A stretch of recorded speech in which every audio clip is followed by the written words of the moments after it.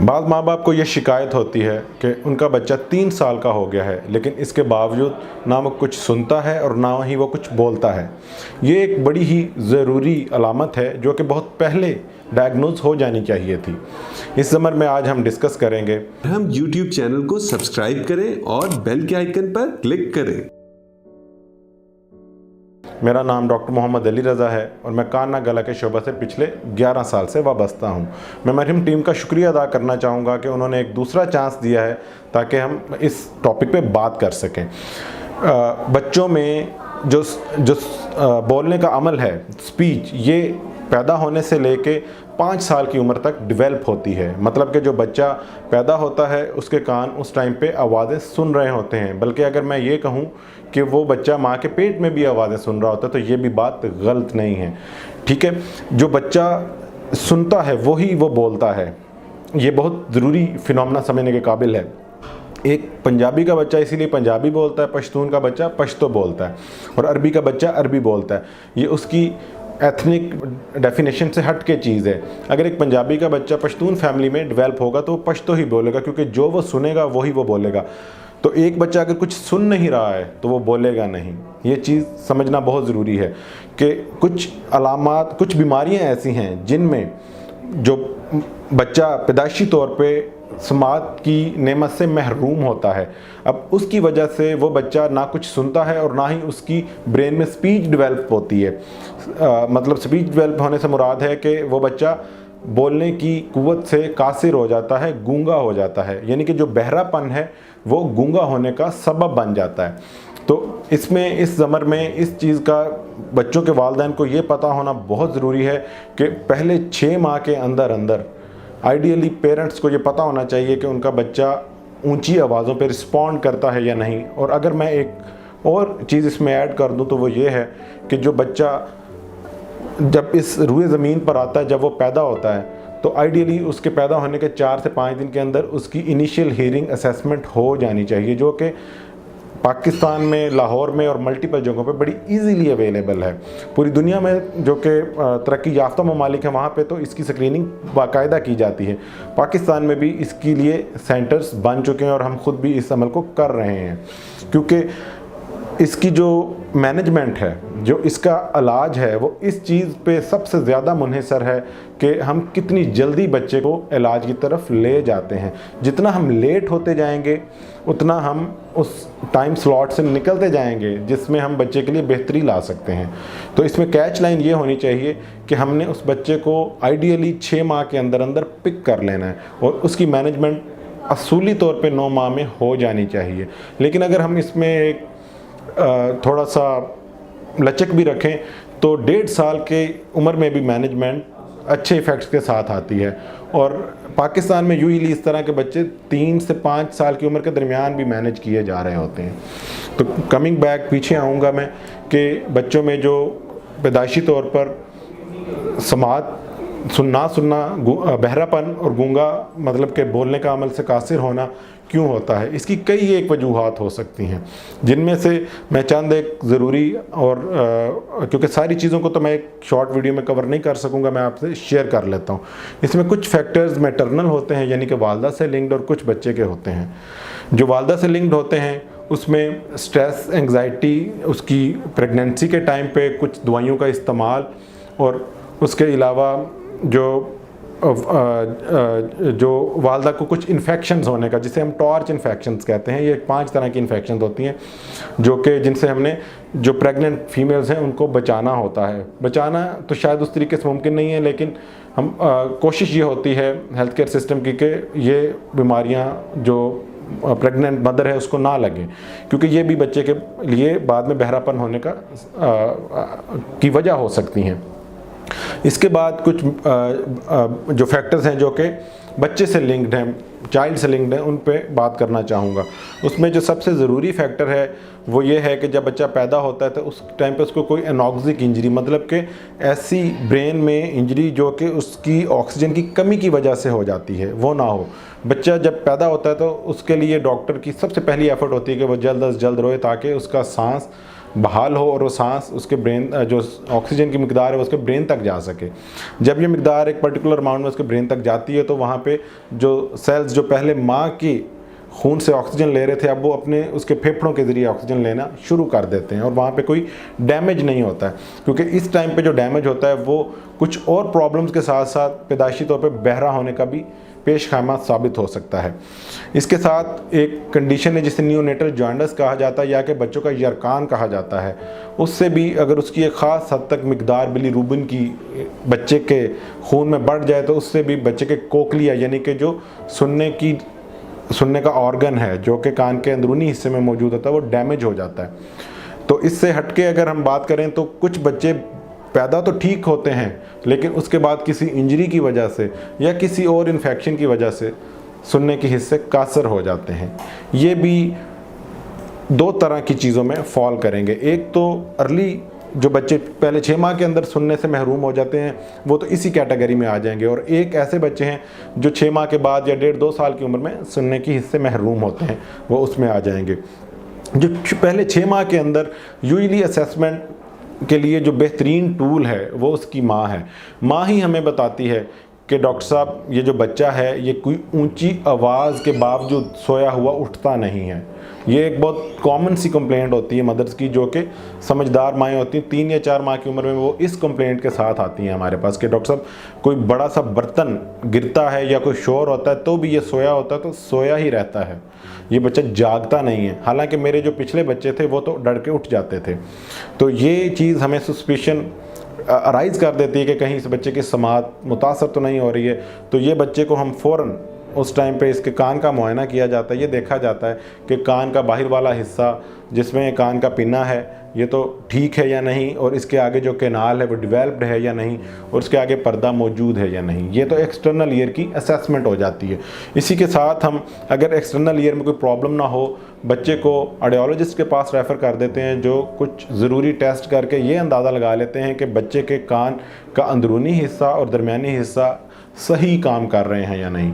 ये इस चीज़ का हमें इंफॉर्मेशन मिल जाती है कि बच्चे के अंदर हीयरिंग ऑर्गन्स मौजूद हैं या नहीं। अगर बच्चे के अंदर हीयरिंग ऑर्गन्स मौजूद होंगे तो हमारे पास फिर बेइंतहा ऑप्शंस होती हैं उस बच्चे को सुनने के काबिल करने के लिए।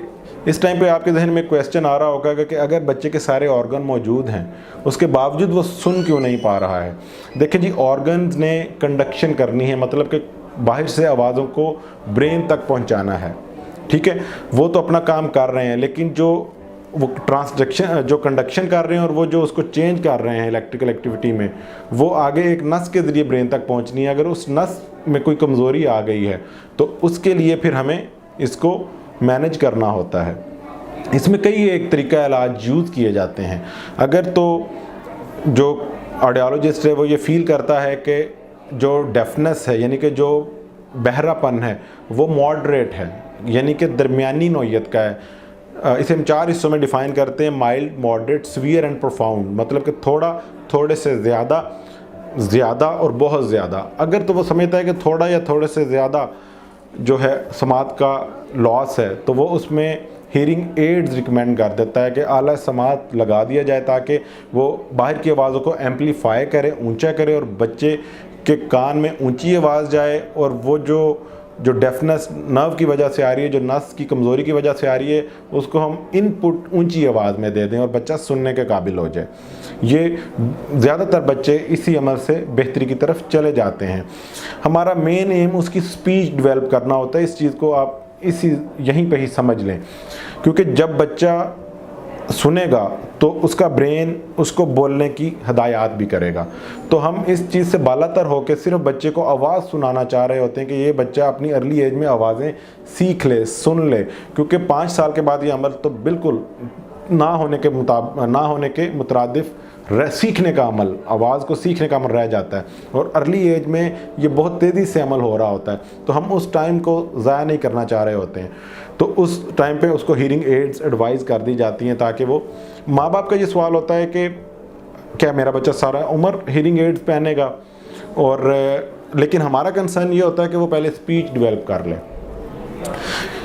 माँ बाप ये चाहते हैं कि इसका कोई परमानेंट सोल्यूशन हो जाए, लेकिन हम उन्हें ये बताना चाह रहे होते हैं कि परमानेंट सोल्यूशन शायद हम कर पाएँ या ना, लेकिन उसकी जो बोलने की ताकत है वो तो पहले उसे दी जाए, ताकि एक लॉस की वजह से 2 लॉस ना हो, उसका एक लॉस हम बचा लें। उसको कैसे ठीक करना है या कि उसके लिए क्या ऑप्शन हैं, उसके ऊपर एक लंबी डिस्कशन हो सकती है, और उनके माँ बाप के जितने सारे कंसर्न होते हैं वो डिस्कसेबल होते हैं और मैनेजेबल होते हैं। ऐसा नहीं होता है कि उनके ऊपर हम उनको बेयारो मददगार छोड़ देते हैं, हम उसको हल करने के लिए मौजूद होते हैं और किया जाता है।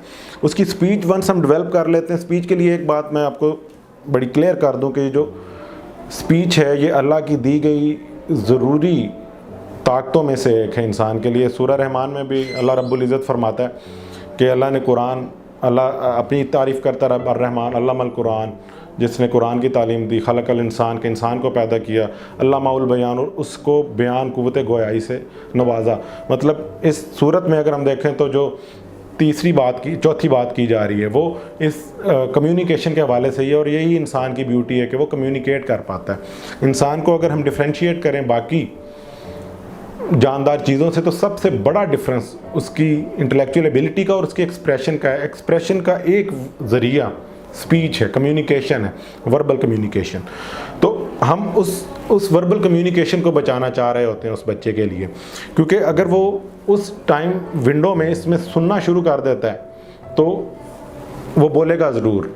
और आपको मैं ये बात बड़ी क्लियर कर दूं पेरेंट्स को कि अगर एक बच्चा नहीं भी सुन रहा है तो अल्लाह ताला ने इस ब्रेन को इतना पावरफुल बनाया है कि वो सुनने की कंपनसेशन लिप रीडिंग से और बहुत सी और चीज़ों से कंपनसेट कर लेता है। तो उसमें सबसे ज़्यादा कंसर्न उस बच्चे की स्पीच डेवलप करवाने पे ही होना चाहिए। उसमें आइडियोलॉजिस्ट अगर ये समझता है कि इस बच्चे को हियरिंग एड देने हैं, वेल एंड गुड। बाज़ का लॉस ज़्यादा होता है सीवियर या प्रोफाउंड, और वो समझता है कि कोक्लियर इम्प्लांट एक डिवाइस है जो कि एक सर्जरी करके कान के पिछले हिस्से के साथ चश्मा कर दी जाती है, अटैच कर दी जाती है, और उसके इलेक्ट्रोड आगे कोक्लिया में लगा दिए जाते हैं। तो वो एक इम्प्लांट हुई डिवाइस होती है जो कि कान के अंदर लगा दी जाती है। अगर वो ये समझता है कि इसको कोक्लियर इम्प्लांट की ज़रूरत है तो मेरा ख्याल है पेरेंट्स को उस चॉइस के साथ चले जाना चाहिए, ये मेरा ज़ाती ख्याल है। और जो कोक्लियर इम्प्लांट के हवाले से मैं इस ज़मर में एक बात छोटी सी कर दूं कि कोक्लियर इम्प्लांट लास्ट मिलीनियम की, जो कि पिछली 1000 साल गुजरे हैं, उसकी सबसे बेस्ट इन्वेंशन है। उसकी वजह यह है कि अल्लाह की मर्ज़ी के बाद आप किसी इंसान को 2 पावर से महरूम होने से बचा लेते हैं। ये इस इन्वेंशन की ब्यूटी है जो कि कोक्लियर इम्प्लांट है, कि जो बच्चे पहले डेफ एंड डम पैदा होते थे और डेफ एंड डम ही मर जाते थे, ठीक है, उनको अल्लाह की मर्ज़ी के बाद एक डिवाइस के ज़रिए इस 2 कुव्वत के साथ आशनाई हो जाती है। तो ये एक बड़ा ब्रेक थ्रू था मेडिकल साइंस में। अब कोक्लियर इम्प्लांट की बात मैं मज़ीद, क्योंकि ये टॉपिक का मेन टॉपिक नहीं है, यहाँ पे रोकूंगा, उससे हट के मैं आगे जाऊँगा कि अगर तो बच्चा जो पैदाइशी तौर पे नहीं बोल रहा है या नहीं सुन रहा है, जो पैदाइशी तौर पे नहीं सुन रहा है, उसकी मैंने बात कर दी। अब मैं दूसरे हिस्से में वीडियो के ये बताना चाहूँगा कि एक बच्चा पैदा हुआ और वो सुन रहा था और वो सुनता रहा, कुछ न कुछ उसकी स्पीच डेवलप हो गई उस सुनने की वजह से, और जब वो 1 या सवा साल का हुआ तो कोई ऐसा प्रॉब्लम हुआ जिसकी वजह से अब उसकी समात में प्रॉब्लम आ गई, वो सुनने से कासिर हो गया। और इसके क्या इफ़ेक्ट्स आएंगे और ये बच्चे कैसे प्रेजेंट करते हैं। ये बच्चे यूजुअली ऐसे प्रेजेंट करते हैं कि इनकी कुछ स्पीच डेवलप हो चुकी होती है, ये कुछ अल्फाज बोल रहे होते हैं लेकिन सुनने के हिस्से कासर हो चुके होते हैं। इनकी मदर ये कहती हैं कि डॉक्टर साहब बच्चा बिल्कुल ठीक था, ये बोलता है और अभी भी बोलता है, लेकिन मैं ये फील करती हूँ कि ये अब आवाज़ को उस तरीके से रिस्पॉन्ड नहीं करता है, सुनता नहीं है या कम सुनता है। हमें इस चीज़ का अंदाज़ा हो, हम उससे पूछते हैं कि आपको आप बुला लेता है मामा कह के, वो कहती है हाँ जी बुला लेता है, अपने पापा को भी बुला लेता है। एक हम जनरली एक टर्म यूज़ करते हैं कि अगर 1 साल का बच्चा कम से कम 1 लफ्ज़ बोल लेता है तो इसका मतलब है कि उसकी स्पीच डेवलप होना शुरू हो चुकी थी, कहीं उसको हियरिंग लॉस पैदा होते ही नहीं था, ये बाद में डेवलप हुआ, या कि हियरिंग लॉस मौजूद तो था, बाद में बढ़ गया है। तो हम क्या करते हैं, ऐसे बच्चे को अगेन एग्जामिन करते हैं, उसकी टोटल हिस्ट्री लेते हैं कि आया कि कोई इन्फेक्शंस ऐसी तो नहीं हुई पिछले कुछ चंद माह में, या कि कुछ ऐसी दवाई का इस्तेमाल तो नहीं हुआ जो कि कान को डैमेज करने का बायस बन सकती है। बिल्कुल ये चीज़ बहुत ज़रूरी है और आपको पता होनी चाहिए कि कुछ एक दवाइयाँ ऐसी हैं जो कि कान के नर्व्स को और सेल्स को डैमेज कर देती हैं, जिसकी वजह से समात मुतासर हो जाती है। अच्छा, ये हम देखते हैं कि आया कि किसी ड्रग की वजह से ये प्रॉब्लम आ रही है, किसी दवाई की वजह से ये प्रॉब्लम आ रही है, या कि कोई ऐसी इन्फेक्शन हुई है बच्चे को जिसकी वजह से उसकी समात कम हो गई है। और साथ ही कुछ स्पेशलाइज्ड टेस्ट होते हैं जो अगेन हम ऑडियोलॉजिस्ट की हेल्प से कर देते हैं, और उससे हमें ये अंदाज़ा हो जाता है कि जो लॉस है ये कान के दरमियानी हिस्से में है या कि अंदरूनी हिस्से में, और दोनों की मैनेजमेंट डिफरेंट है, उसे डील कर लिया जाता है। और ज़्यादातर इन बच्चों में हमें हीयरिंग एड नहीं लगवाने पड़ते हैं। हम YouTube चैनल को सब्सक्राइब करें और बेल के आइकन पर क्लिक करें। अभी मरहम ऐप डाउनलोड करें और किसी भी मसले के लिए 2000 से ज्यादा स्पेशलिस्ट डॉक्टर से ऑनलाइन ऑडियो या वीडियो कॉल के जरिए बात करें।